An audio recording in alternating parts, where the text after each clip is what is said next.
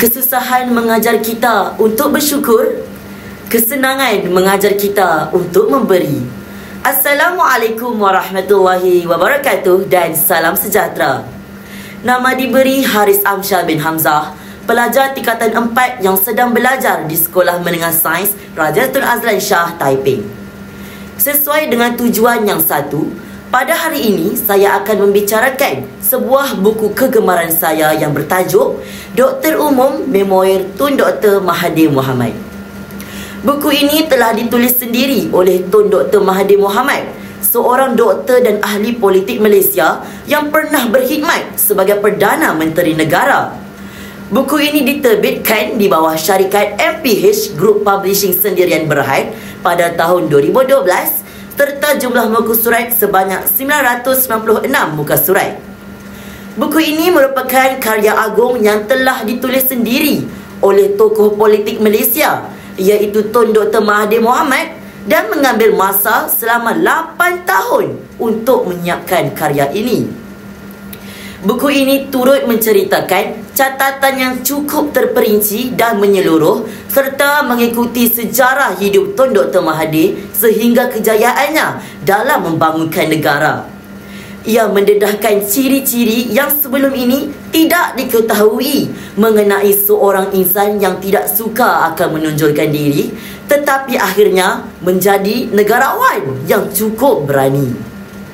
Dalam masa 22 tahun sebagai Perdana Menteri Negara, beliau mengubah Malaysia daripada sebuah negara pertanian yang mundur kepada sebuah kuasa perindustrian dan negara perdagangan ke-17 terbesar di dunia. Pencapaian yang mengagumkan ini bagaimanapun membawa bersamanya kontroversi. Wawasan Dr. Mahathir yang luar biasa dan cengkaman kuat beliau ke atas pentadbiran melahirkan musuh dan peminat tegar di dalam dan luar Malaysia. Seiring dengan bilangan muka suratnya yang hampir mencecah 1000 muka surat, terdapat banyak kebaikan baik dari segi individu, keluarga dan negara yang dapat kita perolehi sekiranya kita cuba untuk menghayati akan cerita yang ditulis olehnya. Yang pertama, seseorang individu itu akan dapat menambah ilmu pengetahuan mereka. Kenapa? Ini kerana membaca merupakan jambatan ilmu. Banyak ilmu yang dapat kita perolehi daripada membaca buku ini. Ilmu yang kita terokai itu akan menjadi lebih mendalam dan luas lagi tanpa sempadan. Kita juga dapat mengetahui perkara-perkara baru dalam pelbagai bidang seperti perniagaan, ekonomi maupun sosial. Jika dikaji dari sudut perspektif yang berbeza, buku ini juga turut memberikan impak yang positif kepada institusi kekeluargaan. Bagi isi yang pertama, tali persaudaraan di antara keluarga dapat dieratkan. Kenapa saya katakan sebegini?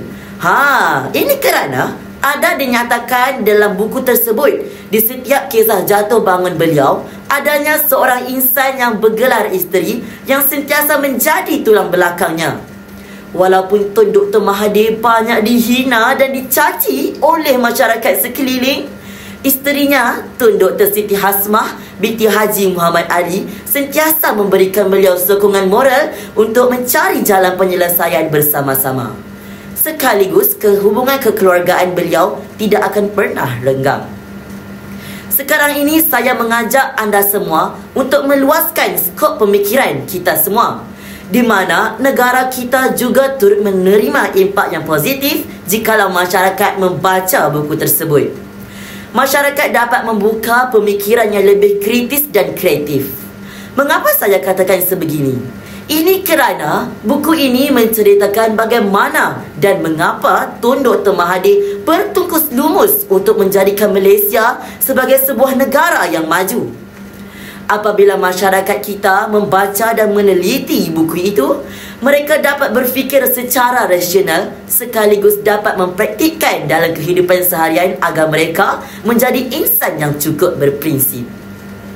Buku ini telah membuatkan persepsi saya tentang buah mulut orang mengenai kegagalan beliau berubah sama sekali. Selain itu, buku ini juga telah berjaya menjawab beberapa persoalan yang hadir di dalam fikiran saya sebelum ini. Antaranya, apakah jasa yang Tun Dr. Mahathir pernah taburkan? Dan berbalaikah segala ujian dan rintangan yang dihadapi oleh beliau? Bagi pendapat saya sendiri, berbaloi. Kerana apa? Lihatlah negara kita sekarang ini sangat maju baik dari segi ekonomi, pendidikan dan juga sosial. Sebagai pengakhir kalam, saya petik satu kata-kata penulis di dalam buku ini. Jika apa yang dimahukan tidak berjaya dicapai, ubahlah caranya.